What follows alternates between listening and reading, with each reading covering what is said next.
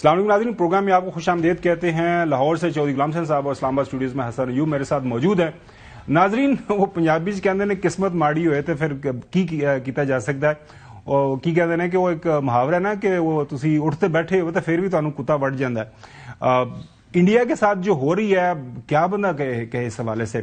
پہلے آپ نے دیکھا کہ آپریشن بنیان و مرصوص مارکہ حق پاکستان نے ساری دنیا کے سامنے جیتا انڈیا کے خلاف۔ اس کے بعد ہمارے امبیسڈر بن گئے پریزیڈنٹ ٹرمپ، ساری دنیا کے سامنے انہوں نے جس موقع کے اوپر بھی ان کو جو ہے روسٹرم پہ بلایا جاتا تھا، انہوں نے کہا جی میں نے پاکستان اور انڈیا کی جو ہے جنگ بند کروائی، میں نے یہ پاکستان اور انڈیا کو اس بات پہ راضی کیا کہ آپ جنگ بندی کے اوپر جو آ جائیں، اور کیونکہ میں نے اس لیے راضی کیا کہ پاکستان نے بہت پٹائی کی تھی انڈیا کی۔ پہلے انہوں نے 6 طیارے کہا، ان کے تباہ ہو گئے، پھر 7 طیارے تباہ ہو گئے، پھر 8 طیارے تباہ ہونے کی بھی انہوں نے خبر دی۔ 2 دن پہلے ناظرین کانگریس کو ایک رپورٹ جمع کروائی گئی، اور اس رپورٹ میں یہ بتایا گیا کہ یہ جو پاکستان کی لڑائی ہوئی ہے 4 دن کی انڈیا کے ساتھ، تو پاکستان نے چائنیز ٹیکنالوجی کو استعمال کیا، اور چائنیز ٹیکنالوجی کو استعمال کر کے جو ہے اپنے سے بڑے مقدار میں تعداد میں ویلتھ کے حوالے سے دشمن کو ناخون چنے چبوا دیے۔ اور یہ فرسٹ ٹائم ایسا ہوا کہ ان رائٹنگ کسی فورم کے اوپر اس جنگ کے حوالے سے پاکستان کی برتری کا اعتراف کیا گیا، اور اعتراف کیا بھی گیا، اور یو ایس کانگریس کے سامنے، اور یہ بڑی بات تھی۔ اس کے بعد کیا ہوتا ہے ناظرین؟ آج آپ نے دیکھا اس وقت ساری دنیا کے میڈیا کے اوپر جو ایک ٹاپ سٹوری کے طور پر چل رہی ہے، دبئی کے اندر ایئر شو ہو رہا ہے، اور ظاہر ہے کسی ملک کے اندر ایئر شو جب اس طرح کا ہوتا ہے تو وہاں پہ جتنے ملک شمولیت اختیار کرتے ہیں وہ بیسٹ آف دا بیسٹ اپنا جو اکوپمنٹ ہے وہاں پہ ظاہر ہے انہوں نے شوکیس کرنا ہوتا ہے، وہ بھجواتے ہیں۔ اپنے بیسٹ آف دا بیسٹ جو پائلٹس ہیں ان کو بھجوایا جاتا ہے تاکہ دنیا کو بتایا جا سکے کہ یہ جو طیارہ ہے یہ ہمارے پاس موجود ہے، ہم اس کو پروڈیوس کر رہے ہیں اور اس کو اس طرح آپ استعمال کر سکتے ہیں۔ اور انڈین تیجاز کلیم وہ کرتے ہیں انڈیجنسلی یہ پروڈیوس شدہ طیارہ ہے، اور یہ پہلے ایک حادثہ ہوا ہے 2001 میں، اور 2001 میں اس پروڈکشن شروع ہوئی تھی، اور پچھلے 2 سال کے دوران یہ دوسرا حادثہ ہوا ہے۔ اس سارے موضوع کے اوپر بات کرنے کے لیے ہم نے دعوت دی ایئر کموڈور خالد چشتی صاحب کو، ان سے جانیں گے کہ یہ کیا واقعہ ہوا ہے۔ لیکن اس واقعے پہ جانے سے پہلے آج اخبارات کے اندر جو ساری تصاویر ہیں، جو خبریں چھپی ہیں، وہ آپ کے سامنے رکھ دیتے ہیں۔ دنیا اخبار کے اندر جو ہے خبر چھپی ہے، بھارتی دفاعی نظام تباہ کرنے والا JF تھنڈر جو ہے 17 کی مانگ میں اضافہ، اور یہ دبئی کے اندر ایئر شو کے میں یہ جو ساری چیزیں رکھی گئی ہیں پاکستان کی طرف سے JF 17 کو رکھا گیا، شوکیس کیا گیا، اور اسی جو ہے ایئر شو کے دوران یہ جو تیجاز ہے بیچارہ، یہ جو طیارہ ہے ان کا تصویر چل رہی تھی کہ اس کا وہاں پہ کوئی آئل شال لیک کر رہا ہے، اور وہ بھی خبریں چلی۔ یہ دیکھیں اسکرین کے اوپر دیکھ سکتے ہیں، نیچے انہوں کو ڈبا شبا رکھے ہے، شاپر رکھا ہوا ہے، اس کا تیل شل لیک ہو رہا ہے۔ اور اس کے بعد ایکسپریس کے اندر دیکھیں کہ پاکستان جو انڈین جو پائلٹس ہیں ان کے ایئر فورس کے لوگ ہیں وہ اپنی سیلفی کھنچوا رہے ہیں پاکستان کے ہتھیاروں کے ساتھ، یہ دیکھیں آپ کے سامنے۔ اور ڈان کی story JF 17 became center of attention at Dubai air show, اور Pak JF 17 thunder shines at Dubai air show. دنیا کے ساتھ ہمارے MOU سائن ہو رہے ہیں، ہمارے فرینڈلی کنٹریز کے ساتھ، وہ خریدنا چاہ رہے ہیں اس طیارے کو۔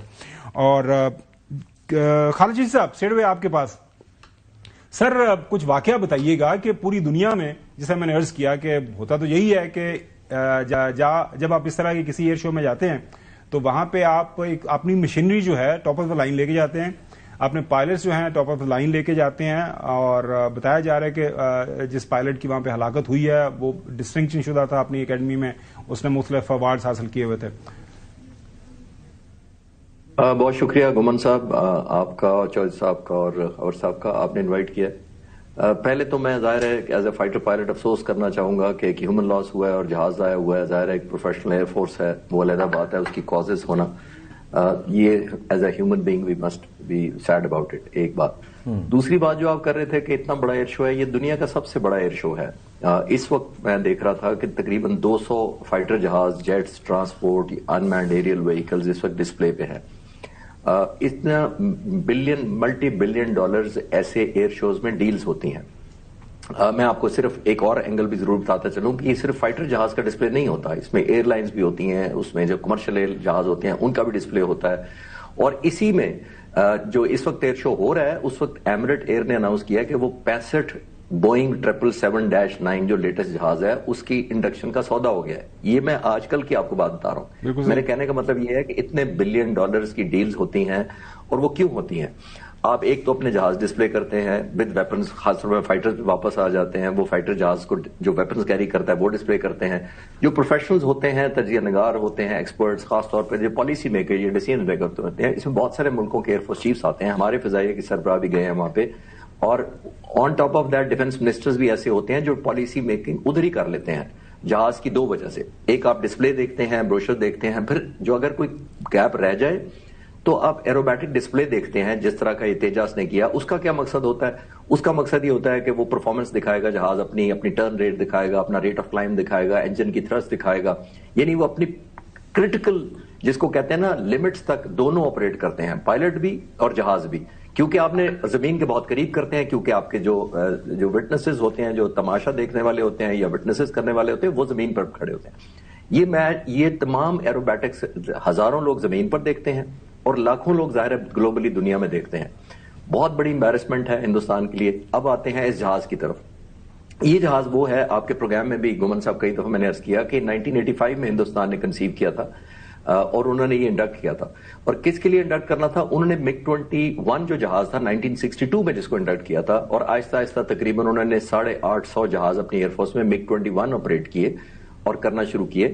یہ وہی جہاز ہے جس کے بارے میں آپ اور سب میڈیا اور ہم سب کہتے تھے کہ یہ فلائنگ کافن ہے، اور یا دوسرے انڈیا میں یہ مشہور ہو گیا تھا کہ یہ ونڈو میکر ہے، یعنی بیوائیں بنتی ہیں اس سے کیونکہ پائلٹ چلے جاتے ہیں. اور اس کا ریکارڈ بھی اتنا قابل فخر نہیں ہے. 850 جہاز جو پچھلے 1962 سے آج تک ہندوستان نے آپریٹ کیے ہیں، اس میں سے 850 میں سے 400 جہاز کریش کیے ہیں ان کے، جس میں سے 200 پائلٹس کی جان گئی ہے.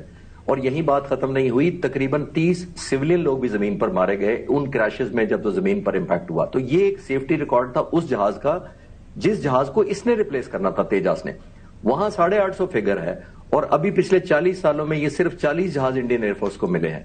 اور میں ایک اور ڈیٹا ایڈ کرتا چلوں کہ 9 جنوری اسی سال 10 مہینے پہلے تقریباً انڈین ایئر فورس چیف نے بہت گلہ کیا تھا کہ 9 سال پہلے 2016 میں نے 40 جہازوں کو آرڈر کیا تھا، تیجاس کو، یہی جہاز جس کی بات کر رہے ہیں، 9 سال پہلے آرڈر کیا تھا اور آج تک مجھے ایک بھی جہاز نہیں ملا. وہ ٹائم لائن بڑا انہوں نے اس کے اوپر شکایت کی. جو ہے چیف صاحب یہ بتائیے گا، میں آتا ہوں حسن آپ کے پاس بھی، کہ اس طرح کے شو میں جب کوئی ایکوپمنٹ جاتا ہے تو جو منتظمین ہوتے ہیں ان کی طرف سے کوئی مانیٹرنگ نہیں ہوتی؟ کیونکہ وہ تصویر میں ہم دکھا سکتے ہیں کہ وہ نیچے ڈبہ پڑا ہوا ہے، پتہ نہیں ڈبہ بھی ساتھ لے کے آیا، اس کا آئل لیک کر رہا ہے، یہ آپ دیکھ لیں. اب وہاں سے لوکل لوگوں سے پوچھیا انہوں نے. تو کیا وہاں پہ جو انتظامیہ ہیں انہوں نے ان سے پوچھا نہیں ہے کہ بھیا آپ کا ریکارڈ اتنا برا ہے؟ نیچے آپ نے جس طرح بتایا کہ اسپیکٹیٹرز ہیں، ہزاروں کی تعداد میں موجود ہیں، اور ظاہر ہے ایک بہت بڑا سیفٹی کنسرن ہوتا ہے. تو آپ نے اگر اس طرح کے کسی شو میں حصہ لیا ہے تو اس سے پہلے کس طرح کے سیکیورٹی چیکس ہوتے ہیں جو کہ متعلقہ جو ڈپارٹمنٹ جو اس شو کو آرگنائز کر رہے ہوتے ہیں ان کی طرف سے یہ ان کو امپلیمنٹ کیا جاتا ہے؟ جی بالکل، آپ نے ٹھیک کہا کہ ظاہر سیفٹی سٹینڈرڈ ہوتے ہیں، اور میں نے آپ سے کہا 200 کے قریب زمین پر اس وقت ڈسپلے کے جہاز کھڑے ہیں، اور روزانہ کی بنیاد پر کنٹینیوسلی ایروبیٹکس ہو رہے ہوتے ہیں ہوا میں، کیونکہ یہ فل آف ایکشن ڈے ہوتا ہے. دوسرے لفظوں میں یہ سمجھ لیں کہ ایوری ڈے جو اسپیکٹیٹر جاتا ہے، میں خود بھی شامل ہو چکا ہوں دبئی ایئر شو میں، جب آپ اس شو میں جاتے ہیں تو آپ سارا دن آپ نکل نہیں سکتے، بیکاز اتنی تھرلنگ آپ کو ایکٹیویٹیز نظر آتی ہیں، ایروبیٹکس ہو رہے ہوتے ہیں، آپ نے جو مسمرائز کرنا ہوتا ہے، جو آپ کے آڈینس نیچے کھڑے ہوتے ہیں آپ نے ان کو امپریس کرنا ہوتا ہے. اور ظاہر ہے جیسے آپ نے کہا کہ جی ایک سیفٹی سٹینڈرڈ ہوتا ہے. دیکھیے سب سے زیادہ سیفٹی سٹینڈرڈ گمن صاحب آپ ایگری کریں گے کہ اس ملک کی ایئر فورس کا خود ہوتا ہے. آپ خود کیسے ایسی جہاز کو ہوا میں بھیج سکتے ہیں جس کے بارے میں کوئی آئل لیک ہو یا انجن پرابلم ہو یا کوئی فورسیبل، بیکاز یہ ٹرپل امبیرسمنٹ ہے. ایک تو زمین پر آپ فیول لیک ہوتا دیکھ رہے ہیں، دوسرا آپ جہاز لوز کریں گے، تیسرا آپ پائلٹ لوز کریں گے. تو کوئی بھی ایئر فورس نہیں چاہے گی. اور سب سے بڑھ کر جب یہ سب کچھ ہوتا ہے تو آپ اپنا امیج لوز کرتے ہیں، جو آپ کا امپریشن ہوتا ہے دنیا میں کہ آپ بہت بڑی ایئر فورس ہیں، 4تھے 5ویں نمبر پر آپ ایئر فورس ہیں. آپ کا جہاز وہ ہے جو آپ چاہتے ہیں ہم ایکسپورٹ کریں. یہ وہ جہاز ہے جو انڈین ایئر فورس ایکسپورٹ کرنا چاہتی ہے. اور اب نے اپنی 40 پورے ہوئے ہیں 40 سالوں میں. یہی ایک ایلیمنٹ آف فرسٹریشن ہے. اور پوری دنیا کے سامنے آپ نے منہ کے اوپر اتنا بڑا جو ہے خود یہ تماچا مار لیا. حسن پوچھ لیں سوال اگر پوچھنا چاہ رہے ہیں. کوشچن یہ ہے کہ 2019 میں 20 میں اس کو مزید اپ گریڈ کیا گیا اور پھر کہتے ہیں کہ یہ جو ہے 4th جنریشن بن چکا ہے جہاز, یعنی ماڈرن ایئر کرافٹ کے اندر شامل ہو گیا کہ 4th جنریشن کلیم کر رہا ہے انڈیا, اور اس کو بیچنے کے لیے بھی اس طرح کی مارکیٹنگ کر رہے تھے, اور یہ بیچنے کے لیے مارکیٹنگ کے لیے تو گئے تھے وہاں پر دبئی ایئر شو کے اندر. تو کوشچن ہے اس کے پہلا کوشچن کہ جی یہ اس نے ایجیکٹ نہیں کیا, اور دوسرا کوشچن کہ یہ مطلب 4th جنریشن ہے بھی, ہے یہ ایک نریندر مودی کی طرح یعنی جھوٹا ہی کلیم ہے. مودی تو جس طرح جھوٹ بولتا ہے, اور سب سے زیادہ افسوس اس بات کے اوپر ہے کہ جس طریقے سے گودی میڈیا اپنے پائلٹس کو دنیا کا بہترین پائلٹ شو کر رہا ہوتا ہے, تو جو میں کوئی ڈیٹا پڑھ رہا تھا اس میں سب سے زیادہ جو پلین کریشز ہیں وہ انڈین پائلٹس کے ہیں اور ہیومن ایرر کی وجہ سے. چشتی صاحب نے سارا ایکسپلین. جی چشتی صاحب. جی خاور صاحب آپ نے بالکل ٹھیک کہا کہ پائلٹ سر حسن یہی سوری حسن صاحب سوری جو گراؤنڈ کی طرف جاتا میں جہاز دیکھ رہا ہوں, ابھی تک مجھے ظاہر ہے ویڈیو سے تو یہی لگ رہا ہے کہ پائلٹ کو ٹائم نہیں ملا دیکھنے کا. اور ایک بات, اور جب وہ گراؤنڈ کی طرف جاتا ہے ہم اس کو ایک ٹرم یوز کرتے ہیں پائلٹ سارے, ایئر لائن میں بھی یہ یوز ہوتا ہے, یہ کہلاتی ہے CLIG, جس میں controlled flight into ground. That means جو کنٹرول فلائٹ ہے, جس کا مطلب یہ کہ جہاز میں اپیرنٹلی کوئی خرابی نہیں لگتی, بیکاز اب وہ اتنا شاید منور اس نے اتنا لو کیا ہو. حسن صاحب آپ ایگری کریں گے کہ ڈسپلے جب کرتے ہیں تو آپ, جیسے میں نے پچھلے سوال کے جواب میں گومن صاحب کو بتایا کہ ہم پٹ ٹو ٹیسٹ کرتے ہیں وہ جہاز ٹو دی لمٹس اڑاتے ہیں, اور ظاہر ہے جب لمٹس پہ اڑاتے ہیں اس میں مارجن آف ایرر نہیں ہوتا اس کے اندر, چاہے وہ جہاز کی خرابی ہو چاہے پائلٹ کی ایرر. ایک اور پریشر ہوتا ہے پائلٹ پر, وہ میں ضرور بتاتا چلوں. دیکھیے جب ہزاروں لوگ آپ کو زمین پر دیکھ رہے ہوتے ہیں اور آپ فیس ہیں اپنی ایئر فورس کا, آپ نے مارکیٹنگ کا ذریعہ بننا ہے, آپ اپنے ملک کا پرائڈ ہیں, اور سب سے بڑی پائلٹ کے اندر ایک انا فیکٹر آ جاتا ہے کہ میں اس جہاز سے اگر میں نکل گیا تو میرے لیے بڑی امبیرسمنٹ ہے اور میرا ملک بڑا شرمندہ ہوگا. تو پائلٹ کوشش کرتا ہے کہ لاسٹ فیٹ تک کوشش کرے کہ کسی طریقے سے اس کو ریکور زمین کی طرف نہ جانے دیا جائے, کہ وہ ایلیمنٹ ضرور ہوتا ہے. تبھی میں نے عرض کیا کہ یہ اس کو CLIG کہتے ہیں کہ کنٹرول فلائٹ انٹو گراؤنڈ. مجھے لگتی ہے ابھی تک, ظاہر ہے میں نے خود flight safety course, accident investigation course کیا ہوا ہے, ہم کبھی ججمنٹ نہیں پاس کرتے جب تک سپورٹ نہ کریں ایویڈنسز. لیکن کیونکہ ظاہر ہے جیسے جرنلسٹ کیوریس ہوتے ہیں کہ یار کیا ہوا ہوگا, اور امبیرسمنٹ آپ نے بالکل ٹھیک کہا کہ let's wait for the evidence. ظاہر انویسٹیگیشن انڈین ایئر فورس کی طرف سے یہ بتایا گیا کہ ہم اس کو کریں گے. چوہی صاحب آپ ہی سوال پوچھ لیں. میں یہ پوچھنا چاہتا ہوں, یہ اب جو جہاز ہے تیجس, یہ گراؤنڈ کر دیے جائیں گے یا کوئی اس کا خریدار ہوگا دنیا میں, مارکیٹ جس نے خریدنا وہ مارکیٹ. چل صاحب وہ بنیادی طور پر ان کے ایئر فورس چیف نے نا اسی سال ہمارا کانفلکٹ ہو چکا تھا, ان کے جہاز مارے جا چکے تھے, تو 30 مئی کو ایک پریس کانفرنس کی تھی Indian Air force chief air chief marshal AP Singh نے پبلک میں, اور اس میں انہوں نے کہا تھا کہ جب میں سائن کر رہا ہوتا ہوں ایک ایگریمنٹ کسی ڈیلیوری کا جہازوں کا, تو مجھے سائن کرتے وقت پتا ہوتا ہے کہ یہ ٹائم پہ ڈیلیور نہیں ہونے. میں نے آپ کو مثال دی کہ 8.5 جو جہازوں کو گریجولی اس جہاز نے ریپلیس کرنا تھا, جو 40 سالوں میں صرف 40 ہیں, 850 کی بجائے. ایک بات. دوسری بات, وہ فلائنگ کافن بھی اسی لیے پچھلے کہلاتے تھے کہ یہ جہاز پروڈکشن ہی نہیں ہو رہی تھی اور انڈکٹ نہیں ہو رہے تھے. اور ایک بڑی امپورٹنٹ بات جو آپ کہہ رہے ہیں کہ گراؤنڈ کر دیں گے, گراؤنڈ تو ان کا اب چوائس نہیں رہے گی, اب فی الحال انویسٹیگیشن پوائنٹ سے تو گراؤنڈ کریں گے, لیکن میرا نہیں خیال ان کو آرڈر ملیں گے, کیونکہ دیکھیں جب آپ کی اپنی ایئر فورس ہی بیسٹ پرفارم نہ کر سکے اور مینٹیننس بھی شو کو آپ نے دیکھ لیا ڈسپلے پہ. ایک اور ہمیں نئی چیز بھولنی چاہیے, 40 سالوں بعد بھی انڈین ایئر فورس ابھی تک یہ سوچ رہی ہے کہ اس میں انجن روس والا لگنا ہے جو وہ چلا رہے ہیں یا امریکن لگنا ہے. یعنی امریکہ سے بھی کانٹیکٹ میں ہے کہ ہمیں وہ جہاز کا انجن دے دیں تو ہم اس کو اپ گریڈ کر لیں, بہتر کر لیں. سر آئی بلیو جو نئی جنریشن ہے اس میں امریکن انجن آ چکا ہے, جو نئی ان کا جو نیا والا ہے اس میں امریکن انجن ہے. ڈیمانڈ وہ کر رہے ہیں. چیز صاحب بہت شکریہ وقت دینے کے لیے. ناظرین اگلی سٹوری کی طرف بڑھتے ہیں. IMF کی جو رپورٹ پاکستان کی گورننس اور کرپشن کے حوالے سے, کل ہم نے اس کے اوپر تفصیلی پروگرام کیا. آج اخبارات کے اندر بھی آپ نے دیکھا کہ مختلف تبصرے تجزیے اس کے اوپر ہوئے. نیب کے حوالے سے پاکستان کا جو قومی احتساب بیورو ہے, پاکستان کے اندر کرپشن کے خلاف جو کام کرتا ہے, سب سے بڑا ادارہ مانا جاتا ہے. اس بارے میں اس رپورٹ کے اندر کچھ چیزیں ڈٹرمن کی گئی ہیں, اور اسی سارے موضوع کے اوپر بات کرنے کے لیے ہم نے دعوت دیا ہے سہیل ناصر صاحب کو, ڈپٹی چیئرمین نیب ہے. بہت شکریہ سر. اور سب سے پہلے ناظرین آپ کو بتاتے ہیں کہ جو سب سے بڑی آبزرویشن اس رپورٹ کی طرف سے آئی ہے نیب کی کارکردگی کے حوالے سے, وہ یہ ہے کہ رپورٹ یہ کہتی ہے کہ نیب یہ دعویٰ کرتا ہے, کلیم کرتا ہے کہ ہم نے پچھلے 2 سال کے دوران 5,310 अरब रुपया जो है वो रिकवर किया है। 5,310 अरब रुपया। वो ये कह रहे हैं कि ये कमेंसुरेट, ऊपर जो आप देख सकते हैं, ये इस बात के साथ मुताबिकत नहीं रखता जो पाकिस्तान के अंदर जो करप्शन हो रही है। अगर इतना ज्यादा अच्छा काम कर रहा है नैब, तो फिर पाकिस्तान के अंदर तो करप्शन बहुत खत्म हो जानी चाहिए थी। क्या वजह है कि अभी भी पाकिस्तान के अंदर करप्शन मौजूद है? और ये जो पैसा है 5,310 अरब रुपया, ये किस मद में जाता है, किस अकाउंट में पाकिस्तान के अंदर, पाकिस्तान के इस अकाउंट में ये सारा पैसा जाता है? और वो ये कहते हैं कि सिर्फ पिछले 2 साल के दौरान ये रिपोर्ट मेंशन करती है कि 31 जो है 31 कन्विक्शंस हुई हैं। अगर इतनी ज्यादा करप्शन के केसेस के ऊपर काम हुआ है, इतना ज्यादा पैसा रिकवर हुआ है, तो सिर्फ 31 कन्विक्शंस की हैं। क्यों हुई हैं? सुलेमान साहब बहुत शुक्रिया। सबसे पहले सवाल का जवाब कि आपका नैब का दावा कि हमने इतना पैसा रिकवर किया है, तो फिर वो कह रहे हैं कि ऑन ग्राउंड बंदे सिर्फ तुसी 31 फड़ के अंदर देते, बाकी कितने गए? अच्छा, इसके 2-3 पे पहले तो बहुत शुक्रिया, आपने मौका दिया यहाँ पे आने का और ये इस इशू को आगे बात करने का। इसमें 2-3 पहलू देखने जरूरी हैं। जी प्लीज। पहली बात तो ये ऑनेस्टली जो मैं फील कर रहा हूं कि अभी तक मोस्टली लोगों ने ये रिपोर्ट गौर से पढ़ी नहीं नैब के हवाले से। I am talking specific to नैब। जी जी। इसका जो पैराग्राफ 369 है, जहां पे जो आपने रिकवरी का जिक्र किया 5.3 ट्रिलियन का, इस रिकवरी को एक तो अप्रिशिएट किया है, पहली बात यह IMF ने, और ये कहा कि दूसरे भी इदारे इसको तकलीद करें, इसकी फॉलोअप करें। अब जो ये दिसंबर 2024 तक का फिगर है, आज जब 21 नवंबर 2025 में बैठे हैं, ये फिगर हमारी 8.3 ट्रिलियन पे पहुंच चुकी है, जो 32 बिलियन बन जाती है। 8,300 बिल्कुल ठीक है। अब ये मैं कई जगह और बात हुई है, परसेप्शन शायद ये बन रहा है, पिक्चर शायद ये बन रही है कि पाकिस्तान में जो करप्शन बहुत ज्यादा है, इसलिए अमाउंट भी बहुत ज्यादा है। इसको क्लियर करना बहुत जरूरी है। जी जी। देखिए, ये सारे की सारी जो, पहले तो आपने नैब का लॉ क्या कहता है।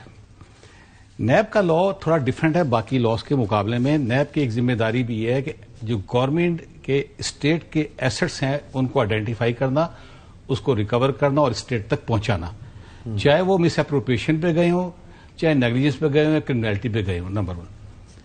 अब इसको ब्रेकअप में जाते हैं तो आपको पता लगेगा ये सारे का सारा पैसा जो एसेट्स हैं, ये पैसा नहीं एसेट्स है, इसमें कुछ कैश है और कुछ प्रॉपर्टीज है। ये सारी की सारी करप्शन का आउटकम नहीं है। इसके हमने ब्रेकअप में देना जरूर चाहूंगा आपको।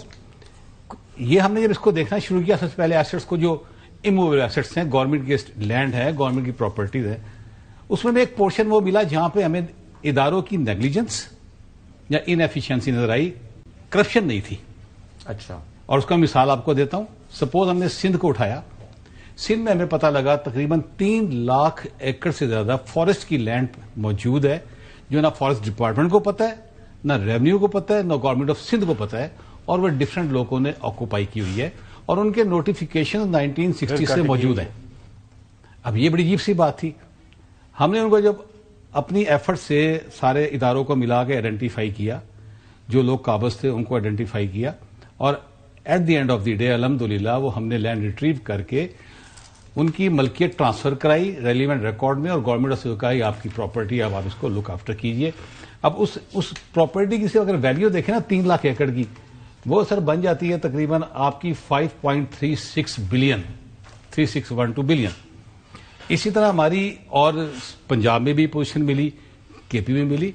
तो अगर आप इसके ब्रेकअप में जाए तो लगा मोर देन 50% एसेट्स ऐसे हैं जो करप्शन का आउटकम नहीं है, वो नेग्लिजेंस से स्टेट को लॉस हो रहा था कि आपकी प्रॉपर्टी किसी के पास होगी तो लॉस होगा, जो इंक्रोचमेंट थी बेसिकली। जी। तो इसलिए अब ये कहना कि ये करप्शन है, ऐसा नहीं है। करप्शन की वो पिक्चर नहीं है जो इस हम फिगर से प्रिंट कर रहे हैं, वो पिक्चर थोड़ी सी डिफरेंट है। अब आपने कहा 31 कन्विक्शन 2 साल में क्यों हुई, बड़ा इंपॉर्टेंट क्वेश्चन है। पहले नैब के कन्विक्शन के आप असूल को समझ लीजिए। एक कन्विक्शन होती है जो कोर्ट में आप केसेस लेके जाते हैं, उसमें कन्विक्शन होती है, इम्प्रिजनमेंट होती है, बाकी होता है। दूसरा प्ली बार्गेन में होती है, वो भी कन्विक्शन होती है, आल्दो उसमें बंदा जेल में नहीं जाता, लेकिन अल्टीमेटली एसेट्स वापस आ जाते हैं। तीसरी होती है हमारी VR वॉलंटरी रिटर्न, और चौथी हमारी होती है सेटलमेंट। अब ये 31 कन्विक्शन, ये उन्होंने जो पॉइंट आउट की है, मुझे नहीं पता फिगर कहां से जुडिशियल है, یہ کوٹ ریلیٹڈ ہوگی. اوکے, یہ پی بی کتنی ہے؟ ہاں پی بی میں وہ چونکہ فگر میرے پاس نہیں ہے لیکن بہتر جتنی ہاں پی بی اگر آپ بات کریں وہ میں آپ کو بتا دوں گا آگے چل کے جب اگلے فگر پہ آؤں گا میں. تو پہلے اس کو ذرا کلیئر کر دیں. اب 31 کمیشن کی ہے 2022 سے لے کے 2024 کے اینڈ تک سپٹمبر تک امینڈمنٹس کا جو لا میں امینڈمنٹ ہوئی تھی پہلے وہ امینڈمنٹ ہوئی, وہ سپریم کورٹ میں چیلنج ہو گئی. جب چیلنج ہو کے 15/9 کی ججمنٹ آئی تو اس کی کچھ پروویژن کو انٹرا وائرس کچھ کو الٹرا وائرس ڈکلیئر کر دیا گیا. تو ایک ویکیوم سا بن گیا اب کون سے کیس میں چلنے ہیں کون سے نہیں چلنے. عدالتیں بھی اسٹک ہو گئیں. پھر وہ اپیل میں چلا گیا کیس. پھر 6 ستمبر 2024 کو پھر ڈیسیجن آتا ہے اور وہ پہلی ججمنٹ ختم ہو جاتی ہے. تو 2 سال میں تو نہ عدالتیں کام کر سکیں امینڈمنٹ کی وجہ سے کہ یہ کیس ہمارے ڈومین میں آ رہے ہیں یا نہیں آ رہے. اس کے بعد پارلیمان کے اندر بھی اس کے اوپر بحث چلتی ہے. تو لہٰذا یہ 2 سال کا 31 کا جو ریٹ کنوکشن فگر ہے یہ اس لیے اب نارمل نہیں ہے کہ سرکمسٹانسز بڑے اسپیشل تھے. اچھا رضا صاحب, ایک اور اہم جو آبزرویشن ہے آئی ایم ایف کی طرف سے, ہاں میں آپ کے پاس آتا ہوں, وہ یہ ہے کہ جو پلی بارگین کی جو آپشن ہے کلاس ہے یہ انسٹیڈ آف ایک جو ہے وارننگ کے طور پر یا ایک ایسا عمل جو کہ کرپشن کے خاتمے کے لیے وہ جو ہے اس کے اوپر اثر انداز ہو, یہ انسینٹیوائز کرتا ہے کہ میں فرض کریں پبلک آفس ہولڈر ہوں تو میں 50 کروڑ یا 100 کروڑ کی کرپشن کرتا ہوں, اس کے اندر میں پھر آ جاتا ہوں پلی بارگین کے اندر, اس میں سے سرٹن اماؤنٹ آپ کو دیتا ہوں باقی میں لے کے چلا جاتا ہوں. تو اس کے اوپر خاص انہوں نے کہا ہے کہ اس کو اس کے حوالے سے کچھ نظر ثانی ہونی چاہیے. پلی بارگین میں اماؤنٹ ڈٹرمن کون کرتا ہے؟ ایکیوز کرتا ہے یا نیب کرتی ہے؟ یہ کوشچن بڑا ریلیونٹ ہے. جی جی, یہ تاثر ہوتا ہے کہ شاید ایکیوز نے 100 کروڑ کی کرپشن کی, 20 کروڑ ہمیں دیا, 80 کروڑ لے کے چلا گیا. دس از ایبسولوٹلی انکریکٹ پوزیشن. جب پی بی کی درخواست آتی ہے تو یہ چیئرمین نیب کی پاور ہوتی ہے پہلے وہ لائبلٹی اسسرٹن کرے کہ اس شخص کے ذمے لائبلٹی بن کیا رہی ہے. ایکچوئل لائبلٹی ہمیشہ پی بی ایکچوئل لائبلٹی کے اگینسٹ ہوتی ہے, اس سے کم اس سے زیادہ تو ہو سکتی ہے, اس سے کم نہیں ہوتی. تو لہذا جو اس نے کرائم کیا ہوتا ہے ان ٹرمز آف اماؤنٹ یا ایسٹ وہ لا محالہ اس کو واپس کرنا پڑتا ہے, سرنڈر کرنا پڑتا ہے. تو یہ تاثر غلط ہے کہ کچھ بچا کے وہ چلا جاتا ہے. پھر پی بی میں صرف فرق کیا ہے پی بی میں اور کورٹ کنوکشن میں؟ یہ بھی کورٹ کنوکشن ہے. پی بی میں صرف یہ ہے کہ آپ جیل نہیں جاتے, باقی آپ پہ تمام قوانین لاگو ہوتے ہیں, آپ ڈسکوالیفائی ہو جاتے ہیں, آپ بینک سے لون نہیں سکتے, باقی ساری سزائیں ہوتی ہیں. بالکل صحیح. حسن سوال کرنا ہے سر. میرا کوشچن تو یہ ہے کہ نیب کی جانب سے آپ کو جس طرح مقدمات جاتے ہیں مختلف عدالتوں کے اندر, وہاں پر نیب کو کیا چیلنجز ہیں بالخصوص ریکوریز کے حوالے سے؟ اب آپ نے بات کی کورٹ کی. دیکھیں ہمارا کام ہے کیس کو کورٹ میں لے کے جانا, نمبر 1. ہمارا کام ہے اپنی پروسیکیوشن کے ذریعے افیکٹولی پروسیکیوشن کرنا, نمبر 2. ہمارا کام ہے کہ وٹنسز کو ٹائم پہ پروڈیوس کرنا. یہ 3 جاب. پروسیڈنگ ریگولیٹ کرتا ہے جج. ہم ریکویسٹ کر سکتے ہیں کورٹ کو. کیسز کا لمبا ہونا اس کی بے شمار وجوہات ہیں جو میں یہاں نہیں کرنا چاہتا, بہت ساری آپ کے نوٹس میں. سسٹم ہمارا ہے, لائرس کی مصروفیات ہیں, کورٹس کم ہیں, اور جو سب سے ریئل ایشو ہے اس وقت ہمارے پاس, ہماری جو نیب کی کورٹس نہیں, اکاؤنٹیبلٹی کورٹس کئی جگہوں پہ عرصہ دراز سے خالی پڑی ہیں, وہاں ججز اپوائنٹ نہیں ہو رہے. اب یہ ہمارا ڈومین نہیں, یہ فیڈرل لا منسٹری ہے وہ, اور پلس ہائی سر 90 ڈیز میں ہے نا, جو قانون تو کہتا ہے کہ 90 دن میں کریں, وہ 90 دن کے بعد پھر وہ ٹائم لمبا ہوتا جاتا ہے. مین چیز تو میں یہ بات کرنا چاہ رہا تھا. بات سر یہ ہے کہ 90 ڈیز نیب میں ہے, آپ کا جو اینٹی ٹیررزم ایکٹ ہے اس میں 7 ڈیز ہے, آپ کے جو فیملی لاز ہیں اس میں 6 مہینے. یہ پروسیجرل چیزیں ہوتی ہیں جو دنیا کے ہر قانون میں اور پاکستان کے بے شمار قوانین میں موجود ہیں, اور پروسیجر وائلیشنز ہوتی ہیں جو کبھی بھی میرٹ کو افیکٹ نہیں کرتے. عدالت کے اندر آرٹیکل 10A کی بات ہوتی ہے نا کہ مجھے موقع دیجیے, بڑی امپورٹنٹ بات کر رہا ہوں میں آپ سے. اگلی آپ مرڈر 100 کیس کر لیں اور نیب کا 1 کیس کر لیں, تب جا کے بیلنس بنتا ہے. کیونکہ نیب کے چیٹنگ پبلک ایٹ لارج میں آپ کو سن کے حیرانی ہوگی, 20 ہزار گواہان ہیں.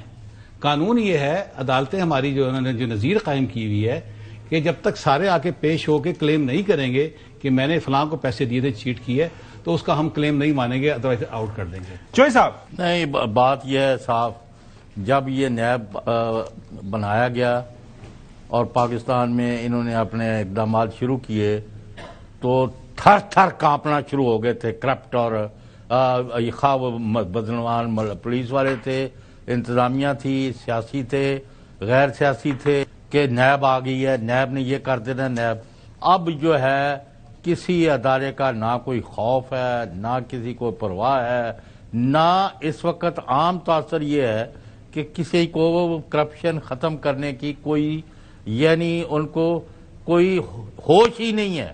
نو body is interested in eliminating corruption from Pakistan. عام تاثر یہ ہے کہ یہ بالکل ایک خزانے پر بوجھ ہے. They are doing no good. دیکھیے سر میں عرض کروں جب سے ہمارے نئے چیئرمین صاحب تشریف لائے ہیں جنرل نذیر بٹ, اور یہ بتا دیں کہ کرپشن بڑھ رہی ہے یا کم ہو رہی ہے؟ بالکل نہیں بڑھ رہی سر. میں نیب اسپیسیفک بات کروں یہ گا. سوری آپ کا ویو ہے. نہیں چاہیے سر, انہیں بات تو کرنے دیں نا. مجھے آپ کی رائے کا احترام ہے اور مجھے کرنا چاہیے. اس وقت کا ان کا سن رہا میں بات, جی, اور آپ کی بھی. جی میں نیب اسپیسیفک بات تو کر سکتا ہوں, باقی ادارے کی نہ تو اس کے اسٹیک ہولڈر ہوں نہ میری رسپانسبلٹی ہے. آپ یہ دیکھیے کہ پاکستان میں یہ جو گورنمنٹ جو نیب پہ خرچ کرتی ہے اس کا میں بڑا ایک آسان سا فارمولا بتاتا ہوں کہ گورنمنٹ اگر بجٹ میں 1 روپے دے رہی ہے تو ہم گورنمنٹ کو 500 روپیز ریٹرن کر رہے ہیں in shape of recovery and assets.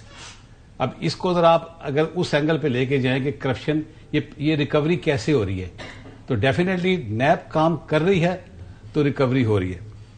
Number 2, آپ پچھلے 24 سال کی ریکوری دیکھیں اور اس 2 سال کی ریکوری دیکھیں, اس کو آپ کو اتنا یعنی پچھلے 24 سال میں اتنا ورک نہیں ہوا نیب میں جتنا پچھلے 2 سال میں ہوا ہے, اور ریکوری اس سے کہیں زیادہ ہے. نہیں سر, لیٹ می کمپلیٹ. آخری بات, اور تیسری بات یہ, جب ہمارے چیئرمین صاحب آئے تھے ہم نے کہا تھا ہم نے اپنے آپ کو میڈیا پہ نہیں لے کے آنا, ہم اپنے ایکشن سے بات کریں گے. ایکشن ہمارے فیکٹ اینڈ فگر ریکارڈ پہ موجود ہیں, اور وہ فیکٹ اینڈ فگر خود بتاتے ہیں کہ نیب نے کتنا کام کیا ہے, کہاں تک کیا ہے. اور آخری بات, آپ کو میں بڑی ذمہ داری سے بات کر رہا ہوں, اور یہ انٹرنیشنل فورم پہ چیئرمین نے یہ بات کی ہے, میں نے بھی کی ہے. دنیا میں کوئی ایسی انویسٹیگیٹنگ ایجنسی نہیں ہے جس نے نیب کے 2 سال کے ایکول کے برابر آج تک ریٹ کی ہو. یہ ہم انٹرنیشنل فورم پہ یہ بات کر کے آئے ہیں. فائنلی ابھی انٹرپول پہ UAE میں چیئرمین صاحب گئے تھے, پچھلے ہفتے کی بات ہے. وہاں کے جو ان کے ٹاپ مینجمنٹ میں ہیں, بریگیڈیئر جنرل کا نام میں بھول گیا, حسنینی اس طرح کا نام ہے, انہوں نے جو پوسٹ لگائی ہے دیکھیے گا, انہوں نے چیئرمین نیب اور جو نیب کی پرفارمنس ہو کس طرح انٹرپول نے اپریشیٹ کیا ہے. تو فیکٹ اینڈ فگر سامنے ہو تو میرا خیال ہے زیادہ چیزیں واضح ہو جاتی ہیں. باقی آپ کی رائے مجھے پورا احترام ہے اس کا, میں اس سے کچھ سر ایگری ڈسپلن آیا ہے جنرل بٹ صاحب کہنے کے بعد. چھوٹی سی بریک کی طرف جانے, اور بریک کے بعد ہے سہیل ناصر صاحب سے مزید ایک آدھ سوال کریں گے اور پوچھیں گے کہ جو بہتر ورکنگ کے لیے کیا کن چیلنجز کا سامنا. پچھلے دنوں ہماری چیئرمین جو ہے لیفٹیننٹ جنرل نذیر صاحب سے ملاقات ہوئی, آپ کو پتا ڈیٹیل بریفنگ, اس میں بھی کچھ تجاویز ہیں نیب کی, وہ کیا ہیں اور حکومت کی طرف سے اس کے اوپر کیا رسپانس ہے, سہیل صاحب سے جانتے ہیں. Welcome back. یہ میں 2 تجاویز جو نیب چاہ رہا ہے کہ حکومت سے قانون سازی کروانا, اس کے اوپر کیا ڈیولپمنٹ ہے؟ نیب نے کوئی تجاویز نہیں دی کیونکہ یہ پارلیمنٹ نے چیزیں امینڈ کی ہیں اور پارلیمنٹ کا ڈومین ہے. ادھر ہی جانا ہے آپ نے. ہاں, یہ ضرور ہوا ہے کہ ان امینڈمنٹ کے بعد ہمارا خاصا جو ورک تھا, جو کیسز تھے, کیونکہ 50 کروڑ کا تھریش ہولڈ ہو گیا, 100 بندوں کا تھریش ہولڈ ہو گیا چیٹنگ پبلک لاء میں, اس سے کیس نکل گیا. لیکن اگر آپ یونیورسلی اسٹڈی کریں دنیا میں, تو دنیا میں جتنے بھی یہ انویسٹیگیٹنگ ایجنسیز ہیں ان کے تھریش ہولڈ ہیں کہ آپ اگر یہ ادارہ ہے تو اس کا تھریش ہولڈ یہ ہے, اس کے اندر رہ کے کام کرنا ہے. نیب کا initially purpose mega corruption cases تھا, اور پاس میں اگر آپ جائیں تو یہ ایک میٹر آف ریکارڈ ہے, اس لیے میں اس لیے کر رہا ہوں کہ ہم نے 1 لاکھ روپے کے بھی ریفرنس فائل کیے جو جسٹیفائڈ نہیں بنتے تھے لاکھ روپے کے. تو نیب کو وہی کام کرنا چاہیے جو نیب کے شان ہو. لیکن 45 کروڑ کا بنتا ہے, 49 کروڑ کا بنتا ہے.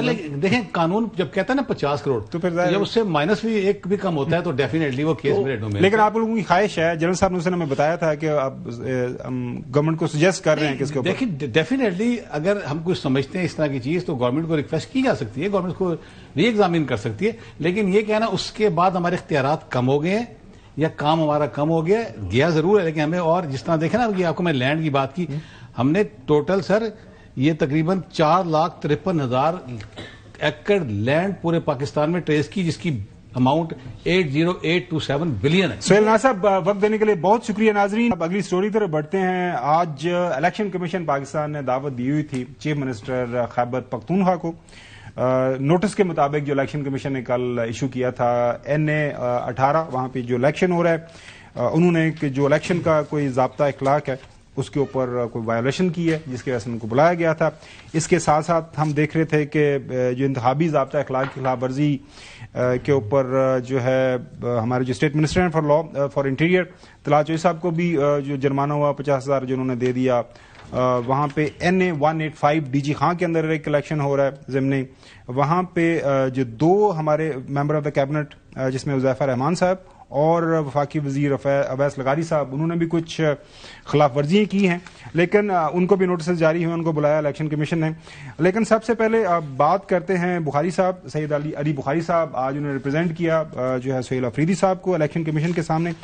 واقعہ بتائیے گا ہوا کیا, مطلب آپ کے ساتھ خاص محبت الیکشن کمیشن آف پاکستان کو؟ بالکل جی, ہمارے ساتھ تو خاص محبت ہے, ہم تو پچھلے 3 سالوں سے دیکھ رہے ہیں اور محبت ہمارے ساتھ ہے. خاور بھائی ان کی اور افیئر کہیں اور ہے کیونکہ ابھی تک کنٹینیو ڈیوریشن چل رہا ہے, جنوری سے بعد سے ابھی تک چیف صاحب چلتے جا رہے ہیں, امینڈمنٹ کے اندر وہ بینیفیشری ہیں. سو یہ نوٹس اب ریسیو ہوا, مجھے صبح CM KP صاحب کی کال آئی کہ مجھے تو نوٹس اس طرح آیا الیکشن کے حوالے سے, اور میں نے اس کے اندر ایک ایز یوزول جیسے ہمارا طریقہ کار ہوتا ہے میمو آف اپیئرنس چاہ کے دیا اور بتایا وہاں پر کہ یار آپ کے جو DRO آفس ہے, جو آپ کا DMO آفس ہے ہری پور, وہاں سے بھی ہمیں نوٹس آیا ہوا اور انہوں نے ہمیں 22 تاریخ کے لیے 11 بجے ہری پور میں اسی سیکشن کے ساتھ جس میں آپ نے بلایا ہمیں, اسی جو آپ نے ایک سو کالڈ الیجڈ کیا ہوا ایلیگیشن ہے اس کے ہمارے اوپر, اس کے اوپر جو ہے انہوں نے تلبیت کی ہوئی ہے, آپ نے بھی بلا لیا ہے. مطلب کانسٹیٹیوشن بھی کوئی فالو ہوگا, لا بھی کوئی فالو ہوگا, یا جس کا جو دل کرے گا آپ کر لیں گے اس کے اندر بلا لیں گے کہ اگر آپ نے ٹھیک ہے نا, آپ نے اس کے تحت اگر بلا لیا, یعنی کانسٹیٹیوشن بھی آپ کو فالو کرنا نا, آپ جبر جبٹی میں تو نہیں لے کر آ سکتے, آرٹیکل 13, 12 ان کو بھی لے کے جائیں گے. اور آن دا ادر سائڈ آپ ون سائڈڈ کاروائیاں کرنی شروع کر دیں گے کہ آپ مجھے کہیں گے تم آ گئے, تمہاری اسپیچز آ گئی, یار ادھر باقی بھی تو جا رہے ہیں نا. اگر آپ, اور میں نے ان کو بتایا کہ جی یہ جو اسپیچ آپ نے کہہ دی ہے, جس جگہ کا آپ نے ایلیگیشن ایک ہم پہ لگایا ہوا ہے, وہ اسپیچ آپ نے خود اپنے نوٹس میں لکھی ہوئی ہے کہ تحصیل حویلیاں میں ہوئی ہے, وچ از اے پارٹ آف ایبٹ آباد, جو کہ ڈسٹرکٹ ایبٹ آباد ہے. میں نے کہا اگر یہی کر دیا تو بالکل ایک سائڈ پہ اگر ایبٹ آباد آتا ہے ہری پور کے, تو دوسری سائڈ پہ جو ہے آپ کا پنجاب آتا ہے, اٹک سٹارٹ ہو جاتا ہے, اور اس کی تحصیل حسن افضال آتی ہے جہاں پر برن ہاسپٹل کا اربوں روپے کا بجٹ مریم بی بی نے بھی دیا ہے, اور ان کے ہسبینڈ جو ہیں وہ پچھلے 15 دن سے رہی ہری پور میں رہے ہیں. میں نے کہا جی سب کو بلا لیتے, پھر ہمیں پتہ لگ جاتا ہے کہ یار لیفٹ سائڈ پہ جو چیف منسٹر نے انتظامیہ کو لگائی ہری پور کی, اب اس کے اوپر بات یہ نہیں ہے. بھائی صاحب جو حسن بات کر رہے ہیں وہ اسپیچ ہم نے اخبارات کے اندر دیکھی, ان کا دھمکی لگائی متعلقہ انتظامیہ کو, بالکل دھمکی نہیں لگائی, اس کو کوئی دھمکی سمجھے یا بنا دے اس کا تو کوئی علاج نہیں ہے. لیکن fair, free and transparent election کرانا is the part of constitution. آپ کا, میرا, ہر بندے کا رائٹ ہے. اگر کوئی بندہ کہتا ہے کہ فیئر نہیں کرو گے, ٹرانسپیرنٹ نہیں کرو گے, تو الیکشن کمیشن دیکھے گا, یو ول ہیو دی, یہ الیکشن کمیشن کا مینڈیٹ ہے. علی بھائی دیکھیں معذرت کے ساتھ آپ اس ٹائم چیف منسٹر جو ہے وہ ڈس فنکشنل ہو گیا. آپ کا پوائنٹ آف ویو ہے, آپ اپنی بارے میں جو مرضی دیجیے جی, آپ ڈفرنس آف اوپینین رکھتے ہیں 100 دفعہ رکھیں, لیکن ایشو یہ ہے کہ ایک کامن آبجیکٹ ہے جس پہ کسی کو اختلاف نہیں ہے, وہ یہ ہے کہ fair, free and transparent Khawar بھائی الیکشن ہونا. That's it.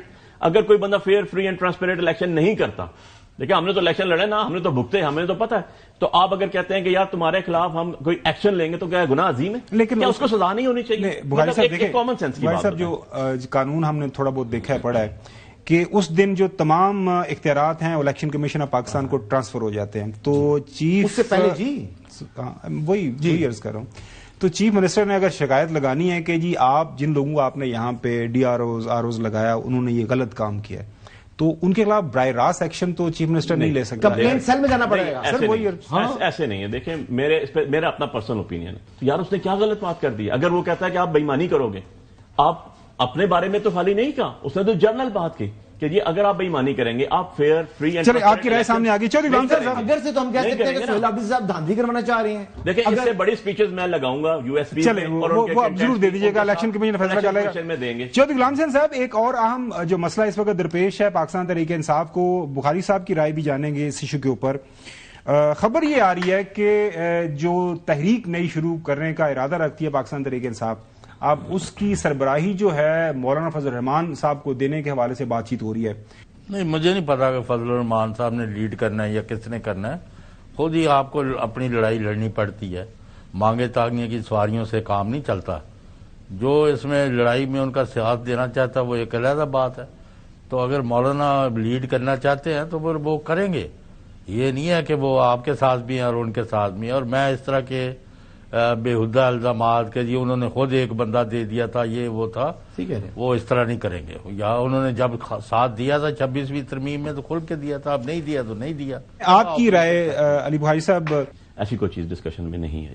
دیکھیں جب خان صاحب نے opposition leader for the Senate and as well as the National Assembly کہا تو میں میسج لے کر آیا تھا، تو ہم نے بتایا جی کہ محمود اچکزئی صاحب کا نام اور راج ناصر صاحب کا نام آیا. لیکن ایسی کوئی چیز بھی ابھی تک کسی ہمارے فورم پہ جو پارٹی کا ٹاپ ہائیسٹ فورم ہے نا وہ دیٹ از کور کمیٹی، وہاں پر ڈسکشن میں نہیں آیا.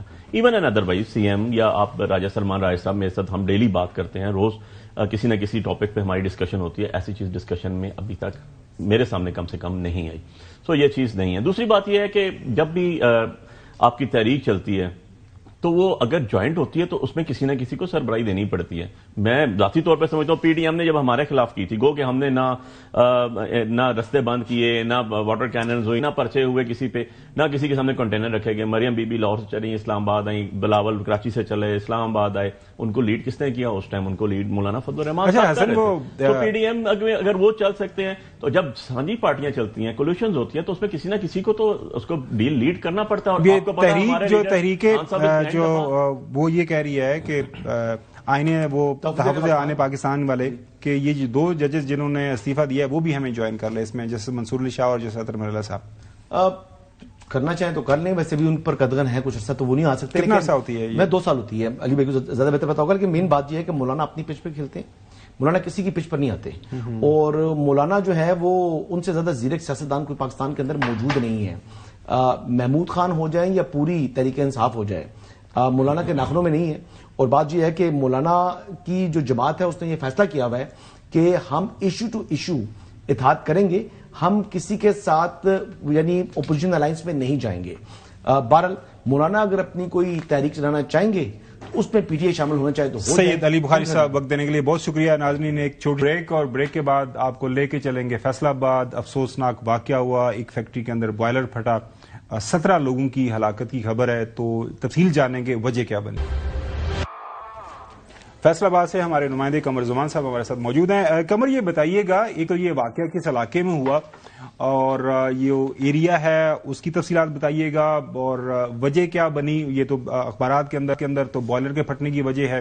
اور ساتھ میں یہ بھی تھوڑا سا بتائیے گا کہ فیصل آباد انڈسٹریل ایریا ہے، مانیٹرنگ کس انداز سے ہوتی ہے؟ کیونکہ قوانین تو موجود ہیں، فیکٹریز کے اندر بوائلرز ہیں، ان کی انسپیکشن ہوتی ہے ریگولر، اور فیکٹری والے خود بھی اس حوالے سے کچھ کاغذی کارروائی سالانہ طور پر کرتے ہیں. اور ابھی تک کتنے افراد کی ہلاکت کی خبر ہے، کتنی زخمی ہوئے ہیں؟ جی قمر.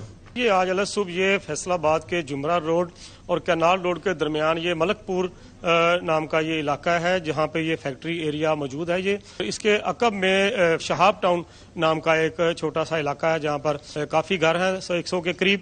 تو یہاں علیہ صبح آج یہ جو بتایا جا رہا ہے ضلع انتظامیہ کی طرف سے اور ریسکیو 1122 کی طرف سے کہ وہاں جو کیمیکل فیکٹری تھی اس کیسر چغتائی نام کے بندے کی، وہاں فیکٹری میں گیس کی لیکیج ہوئی ہے، جس کے بعد اس کا سٹیمر جو ہے وہ بلاسٹ ہوا ہے، جس کی وجہ سے اس فیکٹری کی بھی چھت گر گئی ہے. اس سے ملکہ 3 فیکٹریاں، گلو فیکٹری ہے ایک، اور اس کے ساتھ ساتھ ایمبرائڈری فیکٹری ہے، اس کی بھی چھت گر گئی، جبکہ اس کے عقب میں واقع 9 سے 10 گھروں کی چھتیں گر گئی ہیں.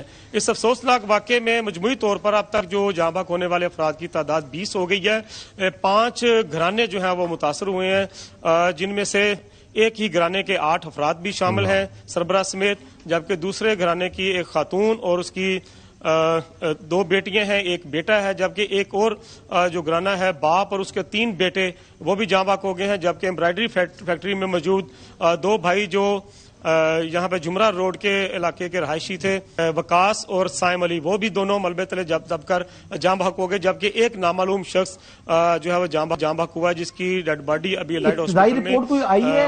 قمر صاحب بتائیے گا کہ ابتدائی رپورٹ کوئی ایسی موجود ہے جس نے بتایا ہو کہ گیس لیکیج کیوں ہوئی؟